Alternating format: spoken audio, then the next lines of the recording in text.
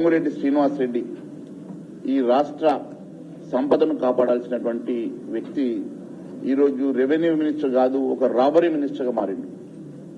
నేను అడుగుతా ఉన్నాను, గత కొన్ని రోజులుగా అనేకమైనటువంటి 22A మీద వచ్చినటువంటి అనేక అంశాలని మరి భారతీయ జనతా పార్టీ ఎప్పటికప్పుడు నిలదీస్తూ ప్రశ్నిస్తూ అనేక సార్లు మీ ద్వారా ప్రభుత్వాన్ని అడగడం జరిగింది.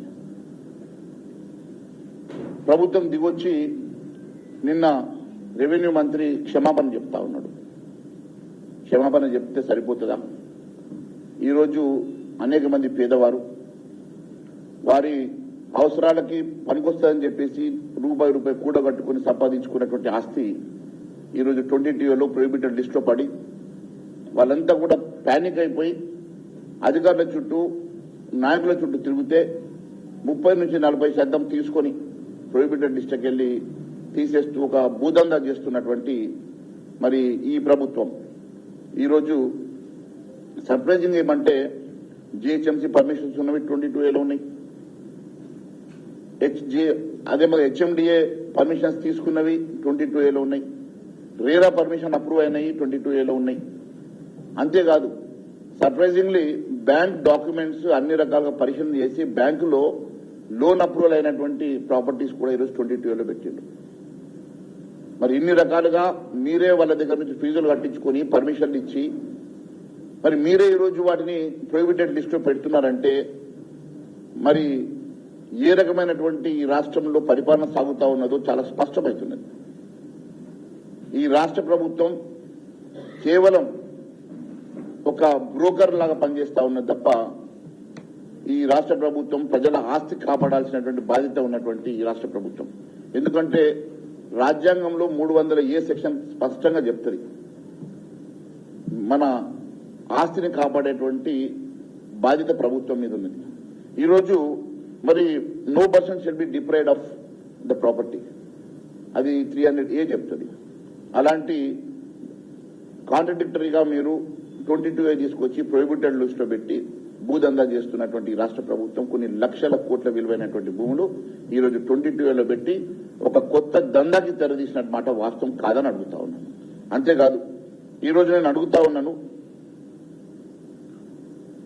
రాబరీ మినిస్టర్ పొంగులేటి శ్రీనివాస్ రెడ్డి నీవు అక్రమంగా నీవు మంత్రి కాకముందు ఉన్నటువంటి నీ ఆస్తులు ఎంత, ఈరోజు మంత్రి అయినాక సంపాదించిన ఆస్తుల లెక్క ఈరోజు శ్వేతపత్రం విడుదల చేయడానికి సిద్ధంగా ఉన్నామని అడుగుతా ఉన్నాను.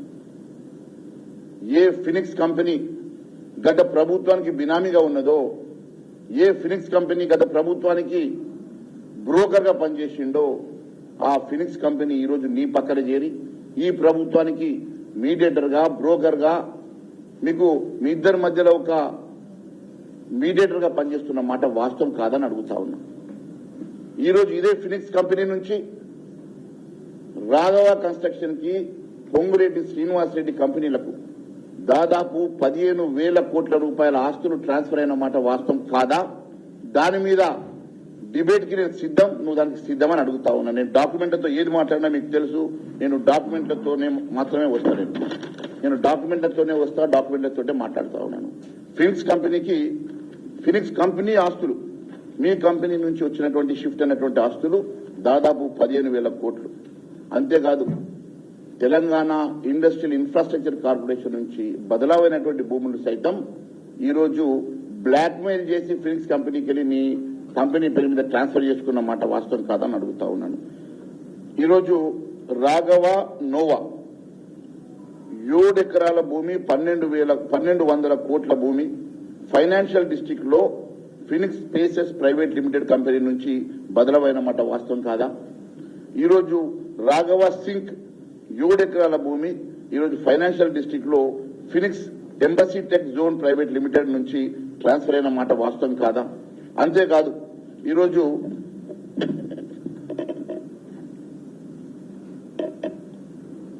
కోకాపేటలో మీరు నిర్మిస్తున్నటువంటి 61 ఫ్లోర్ల కాంప్లెక్స్ అది ఫినిక్స్ కంపెనీ నుంచి ట్రాన్స్ఫర్ అయిన మాట వాస్తవం కాదా? హైటెక్ సిటీలో 12 ఎకరాల కమర్షియల్ టవర్స్ మీరు నిర్మిస్తున్న రాఘవ కన్స్ట్రక్షన్ నిర్మిస్తున్నటువంటి ఆ టవర్స్ ఫినిక్స్ కంపెనీ నుంచి ట్రాన్స్ఫర్ అయిన మాట వాస్తవం కాదా? అంతేకాదు శ్రీశైలం హైవే రోడ్లో కందుకూరులో 400 ఎకరాల భూమిని జోన్ కన్వర్షన్ చేయడానికి 30% తీసుకోవడమే కాదు, ఆ భూమి నీ ఖాతాలో వేసుకున్న మాట వాస్తవం కాదా? అంతేకాదు, నీ గాజుల రామారంలో 35 ఎకరాల ప్రభుత్వ భూమి డిస్ప్యూట్ లో ఉన్నటువంటి భూమిని నువ్వు క్లియర్ చేసిన మాట వాస్తవం కాదా? ఇలా నేను చెప్తూ పోతే నీవు 15,000 కోట్ల రూపాయలు ఒక ఫినిక్స్ కంపెనీ నుంచి ఇంకా చాలా ఉన్నాయి, అవన్నీ కూడా నువ్వు ట్రాన్స్ఫర్ చేసుకోవడమే కాకుండా ఈ రాష్ట్ర ఖజానాని 1,00,000 కోట్ల ఆస్తిని కొల్లగొట్టి నీ కంపెనీ పేరు మీద ట్రాన్స్ఫర్ అయిన మాట వాస్తవం కాదా? దీనికి నేను డిబేట్ కి సిద్ధంగా ఉన్నా, దానికి నువ్వు సిద్ధమని అడుగుతా ఉన్నా.